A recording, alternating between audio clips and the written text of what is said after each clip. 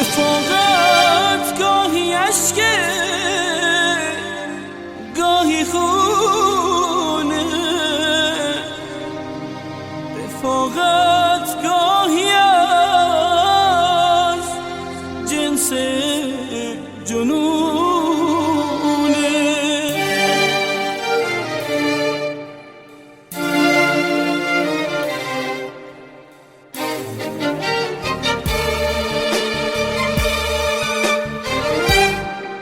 رفاقت گاهی عشقه گاهی خونه، رفاقت گاهی از جنس جنونه.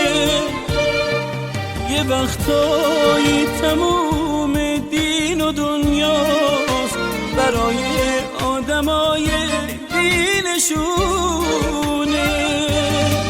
همون ادعاهایی که گاهی نمیدونیم چقدر عاشق تر از ما، همونایی که حتی از خدا هم به این آسونیا چیزی نمیخواد. الان گوش کن ببین چی میگه بچه جون. منم بغل این پلیسا وایسادم، میتونم همونطوری که آوردمشون یه کاری کنم که برن یه معامله با هم میکنیم، بعدش هم همه چی تموم میشه میره پی کارش. معامله چیه؟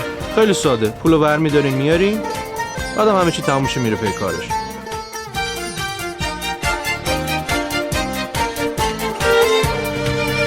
اگه عشقی نبود فقط رفاقت، میتونست عشق تو دنیا بیاره، نمیشه دل به عشق اون کسی داد که میتونه رفیقو جا بذاره.